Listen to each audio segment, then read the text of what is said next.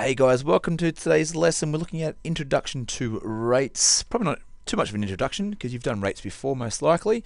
Welcome to my class 9M4 if you're listening. Make sure you write some notes down for this lesson. Okay, first of all, a couple of places where you might see the word rates or it's about rates, so such as home ownership rates are falling, people work at different rates, or the crime rate seems to be increasing. But basically a rate is a word often used when referring to a specific ratio, so certainly that's an important one that you should be writing down. What do rates look like? So for example, most of you have seen these ones, 60 kilometers per hour. And what that refers to, that you travel 60 kilometers in 1 hour of time. So a rate is very important because it needs to be per 1 unit. Okay, that's what a rate does. And often what we'll be asked to do is to simplify a rate or to create a rate. So for example, you might be given the question, I spend $500 in 10 hours. A few of you girls there no doubt would probably could actually do that, probably a lot less hours in fact. But if I want to write this in a rate, you might think, oh, it's going to be just simply $500 per 10 hours. But what we want to find is what the rate is per 1 hour. So in this case, I've got 10 hours, so if I want to find out what it is for 1 hour, all I need to do is divide both sides by 10.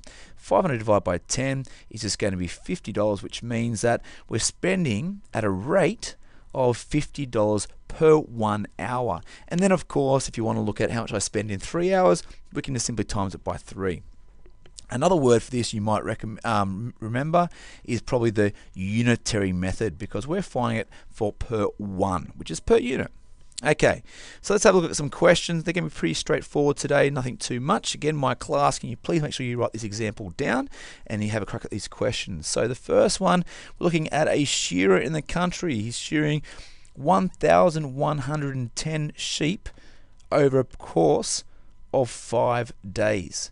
Now remember, that's not currently what we want as a rate, because we want this for a certain amount of sheep for what they get in 1 day. So I'm going to divide both sides by 5. 5 divided by 5 is 1. And then 1,110 divided by 5 equals 222 sheep. That's a lot of sheep per hour. Sorry, per day. But of course, if I want to find out what 3 days are now, we can simply times that by 3. What about the next one? We have 8 litres of fuel for $12.56. So they might want that as a rate per dollar. Okay, so we're looking for how many litres we might use for $1, or how much litres we get. So again, I'm going to do 8 divided by $12.56. We always divide by what we want as the rate. We end up getting 0.64 litres. That's an interesting question, because sometimes, or a lot of the time, we're more interested in what we get per 1 litre. So if you wanted to reverse the rates down and find out what it's going to be in terms of the cost per 1 litre, that case we want one of the litres. So I could do $12.56 divided by 8. Okay, and that will give me my rate per 1 litre. In that case, it'd be $1.57 per litre.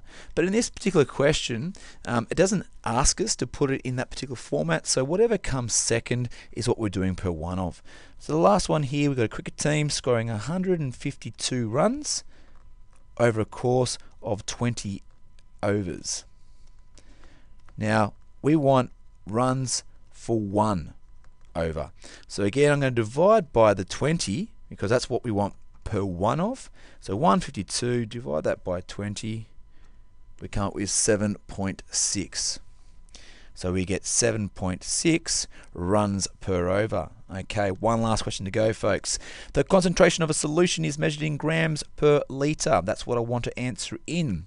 At the moment, we've got a concentration that has 10 grams per 750 millilitres. Well, first of all, that's not grams per litre, so let's put that into grams per litre. So at the moment, that's 0.75 litres, because there's 1,000 mils in a litre. And if I want to put it in grams per 1 litre, well, that's what I want per 1 of, so that's what I'm dividing by. So I'm going to divide both sides by 0.75, and we come up with 13 0.3 repeating grams per litre. And that's pretty much it.